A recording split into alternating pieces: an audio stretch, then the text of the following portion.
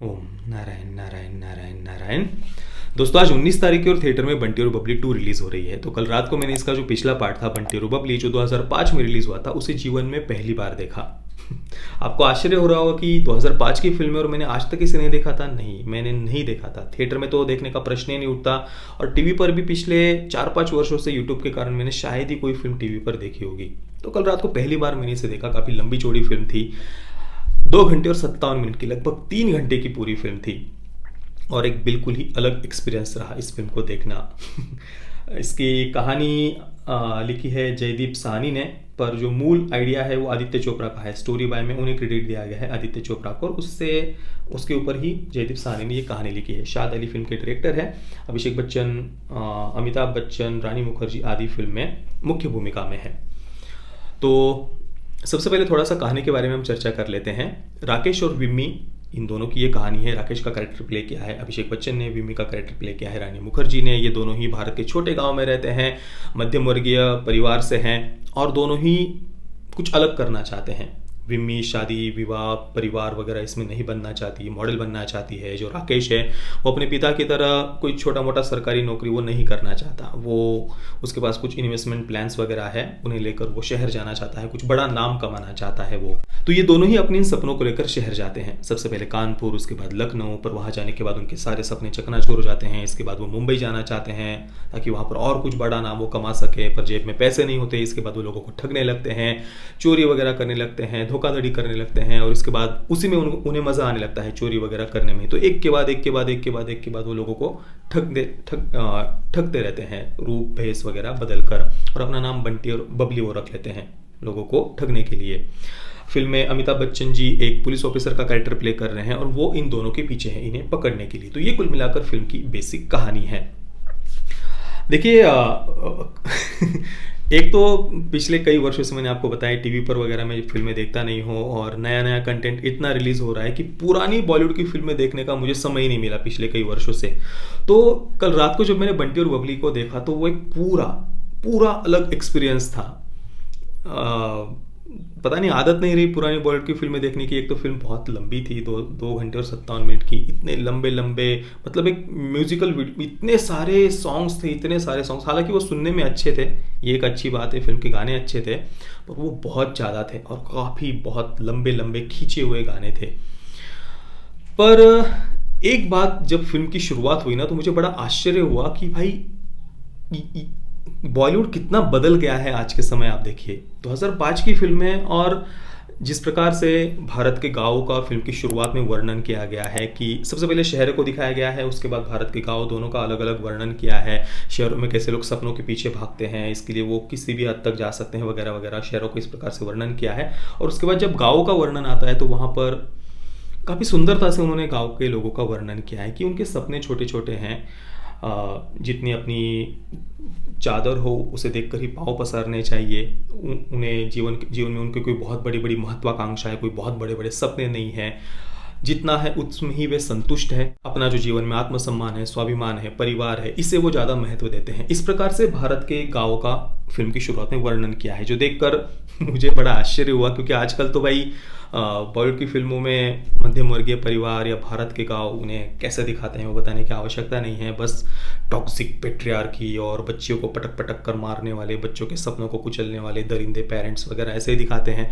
पर फिल्म की शुरुआत में यहाँ पर बड़ी सुंदरता से भारत के गाँव का वर्णन किया था। उसके बाद जो इन दोनों की ही, राकेश और विम्मी के जो माता पिता है, जैसे हमारे माता पिता होते हैं, हमारा परिवार होता है, उसी प्रकार से वहाँ पर उनके माता पिता को फिल्म में दिखाया है। आज भी भारत के गांव, भारत के परिवार बिल्कुल ऐसे ही है, पर बॉलीवुड शायद खुद अंदर से इतना बदल गया है कि वो अब भारत के ये जो मासूमियत है, भोले भाले लोग हैं, भारत के गांव है, इन्हें वो शायद देख ही नहीं पा रहा। और इस कारण से अभी भारत के गाँव का चित्रण पूरी तरीके से अभी फिल्मों में अलग होता है। तो फिल्म की शुरुआत में ये भारत के गाँव का वर्णन, राकेश और विम्मी का ये जो परिवार दिखाया है, जैसे कि राज बब्बर, उन्होंने अभिषेक राकेश के पिता का पात्र प्ले किया है।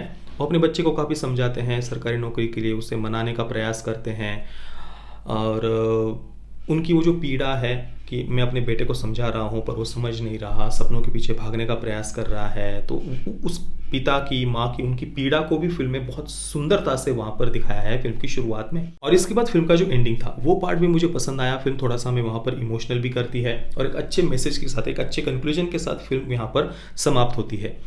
ये दोनों ही जो चोरियों पर चोरियां करते जा रहे थे, आखिरी चोरी में पुलिस बस उन्हें पकड़ने ही वाली थी पर वो जैसे तैसे वहाँ से बचकर निकलते हैं। इन दोनों ने बीच में शादी भी कर ली थी, तो विम्मी का जो पात्र है वो अभी माँ बन गई है, उसने एक बेटे को जन्म दिया है।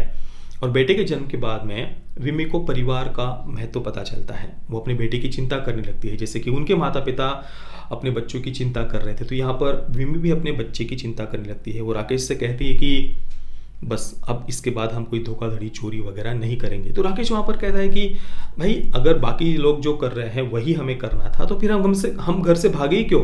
तो यहाँ पर विम्मी उसे कहती कि क्योंकि हम गलत थे। तो यहाँ पर जिस प्रकार से परिवार का महत्व इन दोनों को पता चलता है, वे भी अपने बच्चे की जिस प्रकार से चिंता करने लगते हैं, वो एक पार्ट मुझे इस फिल्म का बहुत पसंद आया। मतलब मैं ये कहूँगा कि ये शायद उन आखिरी बॉलीवुड की कमर्शियल फिल्मों में से एक थी ये फिल्म, जिसमें ह्यूमन इमोशंस को और भारत के मध्यम वर्गीय परिवारों को, गाँवों को थोड़ा बहुत सेंसिबल वे में दिखाया गया। ये आखिरी बॉलीवुड की कमर्शियल फिल्मों में से एक में से कहूँगा। उसके बाद तो मुझे याद नहीं पिछले कुछ समय में आई हुई जितनी भी बॉलीवुड की फिल्म है उसमें ऐसा कुछ सेंसिबल या थोड़े बहुत सही ढंग से भारत के गाँव को दिखाया गया हो। तो ये पार्ट मुझे फिल्म का पसंद आया। पर इसके बीच का जो पार्ट था, मतलब फिल्म की शुरुआत और एंडिंग, इसे छोड़कर फिल्म के बीच का जो पार्ट था ना, जहाँ पर ये दोनों चोरी वगैरह करते हैं, ठीक है उनको चोरी वगैरह दिखाना तो वो कोई प्रॉब्लम नहीं है, पर जिस प्रकार से उन्होंने उन सारी धोखाधड़ी को, चोरियों को वगैरह, ठगने को दिखाया है भाई, वो बहुत बहुत इलॉजिकल था। मतलब पहली चोरी से लेकर के एंडिंग तक उसमें कोई सेंस ही नहीं बनता। शुरुआत में ही जब उनके पास मुंबई जाने के तक पैसे नहीं होते हैं तो अचानक से उनके पास में सूट बूट, एकदम महंगे कपड़े वगैरह और एक महंगा सिगरेट का वो एक जो भी था वो रखने का, तो इतनी सारी चीज़ें वो आकर बार में चले जाते हैं वो ये सब करके। तो इसके लिए उनके पास पैसे कहाँ से आए। इसके बाद भी जो ताजमहल की चोरी वाला पार्ट था या आरबीआई के सोने के चोरी वाला पार्ट था, बहुत सारी ऐसी बातें हैं जो पूरी तरीके से इलॉजिकल थी। और इन सारी इलॉजिकल बातों के कारण फिल्म की जो थोड़ी बहुत अच्छी बातें थी वो भी हम भूल जाते हैं, क्योंकि वो अच्छी बातें कम थी पर ये इलॉजिकल बातें फिल्म में काफ़ी ज़्यादा थी। पर फिर भी मैं कहूँगा फिल्म के गाने अच्छे थे, वो सुनने में अच्छे लग रहे थे। फिल्म की शुरुआत, एंडिंग, ये पार्ट अच्छा था कुल मिलाकर ओवरऑल। इसके साथ ही एक और बात मुझे जो इस फिल्म की पसंद आई वो है विम्मी जब राकेश से विवाह कर लेती है तो विवाह के बाद में विम्मी को सिंदूर लगाते हुए उन्होंने दिखाया है, बिंदी लगाते हुए दिखाया है। मैंने कई बार फिल्म में उस विवाह के बाद नोटिस किया। तो ये एक बात आजकल हमें फिल्मों में, बॉलीवुड की फिल्मों में खास तौर पर नहीं देखने को मिलती है। आप देख लीजिए हाल ही के 6-7 वर्षों में आई हुई फिल्में, भले ही वो कैरेक्टर हिंदू रीति रिवाज से विवाह करते हैं पर शादी के बाद में जानबूझकर सिंदूर, बिंदी, ये बातें अवॉइड करते हैं आजकल के वोक लिबरल फिल्म मेकर्स। इवन अभी सूर्यवंशी को ही देख लीजिए, उसमें कैटरीना कैफ का कैरेक्टर उसे बिंदी या सिंदूर वगैरह नहीं दिखाया गया। तो अब इसके पीछे उनकी क्या मंशा है ये हम सभी जानते हैं, जो भी है। चलिए, कुल मिलाकर बंटी और बबली फिल्म मुझे ना बहुत ज़्यादा पसंद आई और ना ही बहुत ज़्यादा खराब लगी। एक ठीक ठाक बैलेंस्ड एक्सपीरियंस में से कहूँगा।